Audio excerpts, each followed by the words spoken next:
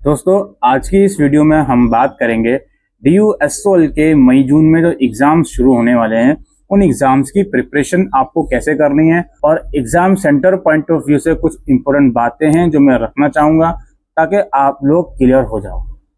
सबसे पहले जो चीज़ें होती हैं वो होती हैं PYQ।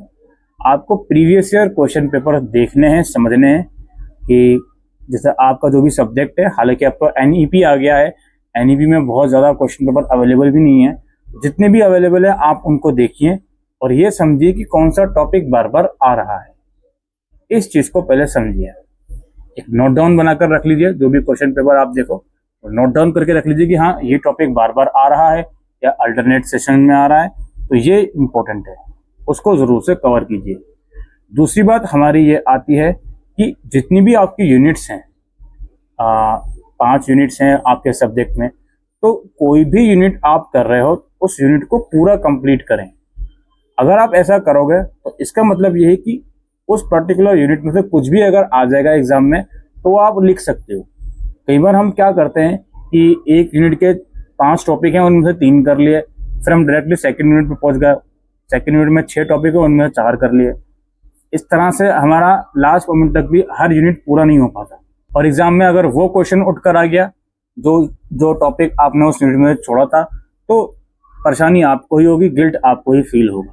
तो इसलिए एक ये मैं बोनस टिप दे रहा हूँ कि भाई कोई भी यूनिट है उस यूनिट को पहले पूरा कंप्लीट करें, उसके बाद ही नेक्स्ट यूनिट पर जाएं। तीसरी बात मैं आप पे कहना चाहूँगा कि आप लोग एक प्लीज स्ट्रिक्ट टाइम टेबल जरूर बनाएं अपना। बहुत से बच्चे इस चीज़ को लाइटली ले लेते हैं कि टाइम टेबल बनाने से क्या होगा। टाइम टेबल बनाने से बहुत कुछ होता है। आज मैं वीडियो बना रहा हूँ अराउंड 16 अप्रैल को, तो बहुत से बच्चों के एग्जाम जून में शुरू होंगे, बहुत से बच्चों के मिड मई में शुरू होंगे।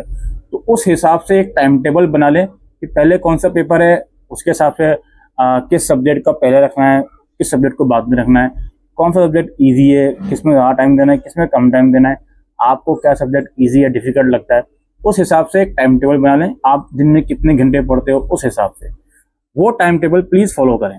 और हाँ, टाइम टेबल आपने बना लिया, अगर वो फॉलो नहीं भी हो पाया कोई बात नहीं, लेकिन एक टाइम टेबल ज़रूर बनाएं आप लोग, ताकि आपको ये रहे कि हाँ मेरे पास इतना इतना टाइम है एक सब्जेक्ट को मुझे देना है, तो वो बहुत ईजी आपके लिए हो जाता है। तीसरी बात हमारी ये आती है रिसोर्सेज। पढ़ाई किस रिसोर्स से करें। अब जो बच्चे 3rd ईयर में आ गए हैं, 4th ईयर में आ गए हैं, देखो उन्हें शायद इतना एक्सप्लेन करने की ज़रूरत है नहीं, लेकिन जो नए बच्चे हैं वो स्टिल कंफ्यूज हो रहे होंगे, उन्हें मैं आपको बता देता हूँ। पढ़ाई करने के बहुत सारी चीज़ें हैं। एक तो सबसे पहले है SOL का स्टडी मटेरियल। स्टडी मटेरियल अगर आपको घर तक अभी तक आया नहीं है तो प्लीज़ एक बार कैंपस में जाके बातचीत कर लें। तो स्टडी मटेरियल है SOL का, उससे ज़रूर पढ़ें। स्टडी मटेरियल SOL ने बहुत ज़्यादा रिवाइज करा है, बहुत ज़्यादा अपडेट किया है, तो काफ़ी अच्छा हो गया है वो। ये हो गई बात। दूसरी बात आती है हमारी रेफरेंस बुक। रेफरेंस बुक भी, इसके अंदर भी काफ़ी परेशानियाँ बच्चों को हो सकती हैं, क्योंकि हर एक सब्जेक्ट की रेफरेंस बुक इस तरह से नहीं आती है कि उसमें जो भी आपका सिलेबस है सारा कवर हो जाए, डिफिकल्ट होता है। तो इसलिए जिन सब्जेक्ट की रेफरेंस बुक आ रही है उन्हें परचेज करें, जिनकी नहीं आ रही जितना आ रहा है उतना परचेज कर लें। इसके अलावा आप हेल्प बुक ले सकते हो, जिसको 10 ईयर के नाम से बच्चे बोलते हैं। अलग अलग राइटर्स की आती हैं, शिवदास हो गया, सतीश हो गया, दीपा हो गया, अमर एंड गुप्ता हो गया, बहुत सारे राइटर्स के अलग अलग आ रही हैं। आजकल मार्केट में एक दो कुछ नए राइटर्स भी आ गए हैं। 10 ईयर्स आप ले सकते हो अपनी सहूलियत के लिए, लेकिन 10 ईयर्स जब भी आप परचेज करो तो कोशिश करें 10 ईयर्स आप एज अ सपोर्ट ले रहे हो, ठीक है। सिर्फ सोलली 10 ईयर के बेसिस पर आप पेपर देने मत जाना। आप शायद पास हो जाओगे लेकिन उतने अच्छे मार्क्स आपके कभी नहीं आएंगे, ये बात हमेशा से माइंड में रखिएगा। और आप गूगल के थ्रू पढ़ सकते हो, यूट्यूब वीडियोस के थ्रू पढ़ सकते हो। गूगल यूट्यूब वीडियोस के थ्रू पढ़ रहे हो तो नोट्स साथ साथ बनाते रहें, ताकि इन फ्यूचर आप रिमाइंड करो चीज़ों को, तो आपको दिमाग में रहे कि हाँ मैंने ये पढ़ा था और ये नोट्स मैंने बनाए हैं। ये 3-4 रिसोर्सेज हैं जिनके थ्रू आप पढ़ सकते हो और यही मैक्सिमम रिसोर्सेज हैं। इसके बाद हमारा अगली चीज़ आती है एग्ज़ाम डे में। एग्ज़ाम डे में क्या करना है जी।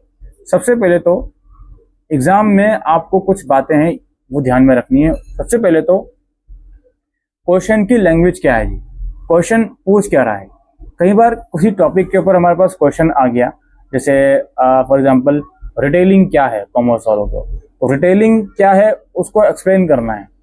अब काफ़ी बच्चे क्या करते हैं, सिर्फ क्वेश्चन में ये देखते हैं कि भाई क्वेश्चन का मेन टॉपिक क्या है, भाई किस टॉपिक पर है क्वेश्चन। जैसे रिटेलिंग पर है तो रिटेलिंग के बारे में जितने भी जानते हैं सब लिख देंगे, कई बार क्वेश्चन में जो लैंग्वेज होती है, जैसे डिस्कस करना है या क्वेश्चन को एक्सप्लेन करना है या क्रिटिकली इवेलुएट करना है या इलस्ट्रेट करना है, क्या करना है उसमें, स्टेटमेंट के ऊपर कमेंट करना है, तो बहुत सी चीज़ें होती हैं। कई बार अपने पॉजिटिव और नेगेटिव दोनों राय उस टॉपिक पर देनी होती है, लेकिन बच्चा उस टॉपिक के ऊपर पॉजिटिव लिखता रहता है, 6-7 शीट भर देगा और फिर ये कहता है कि सर इतनी शीट्स में भर के आया हूँ, नंबर नहीं मिले।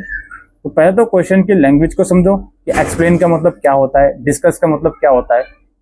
आपको वीडियो डिस्क्रिप्शन में मिल जाएगी, उस चीज़ को देख के समझो और उसके बाद क्वेश्चन का आंसर लिखो। ठीक है। इसके अलावा एग्जाम में टाइम मैनेजमेंट का बहुत ध्यान रखना है। कई बार जो क्वेश्चन हमें आता है, हम उस क्वेश्चन पर बहुत ज़्यादा टाइम दे देते हैं, ऐसा नहीं करना है। क्वेश्चन को उतना ही टाइम देना है जितना वो डिजर्व करता है, जितना टाइम की रिक्वायरमेंट है। जैसे अगर 3 घंटे का पेपर है तो एक क्वेश्चन के लिए कितने मिनट्स आपको देना है, उतने ही देना है, उससे एक्स्ट्रा मिनट देना ही नहीं है।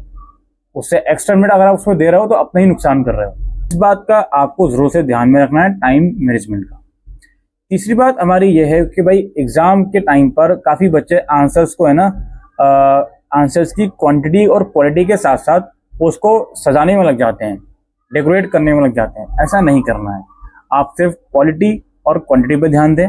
क्वांटिटी भी इंपॉर्टेंट है, क्वालिटी भी इंपॉर्टेंट है, प्लीज़ इस चीज़ को समझें। अब क्वांटिटी में अगर आपके पेपर के अंदर वर्ड लिमिट लिखी गई है, भाई ये आंसर इतने वर्ड में लिखना है, तो आप उतने ही वर्ड में लिखिए।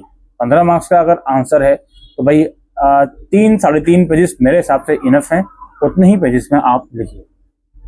और एग्ज़ाम में इन चीज़ों को प्लीज़ ध्यान में बिठा लीजिए कि बिना वजह यूएफएम के चक्कर में नहीं पड़ना है। एग्ज़ाम में एग्जामिनर आएगा, आपसे साइन करवाएगा, वो साइन ज़रूर करना है, अपने नाम के आगे करना है, और जो भी डॉक्यूमेंट है आपका एडमिट कार्ड, गवर्नमेंट आईडी, वो लेकर जाना है। ये सारी बातें हैं जो मैं एग्ज़ाम पॉइंट ऑफ व्यू से आप सभी स्टूडेंट्स के सामने रखना चाहता था। आई होप आपको ये वीडियो यूज़फुल लगी हो, तो इस वीडियो को आप लोग शेयर करिएगा। कुछ आपकी क्वारीज हैं तो कमेंट सेक्शन में लिखकर पूछ सकते हैं। Thank you.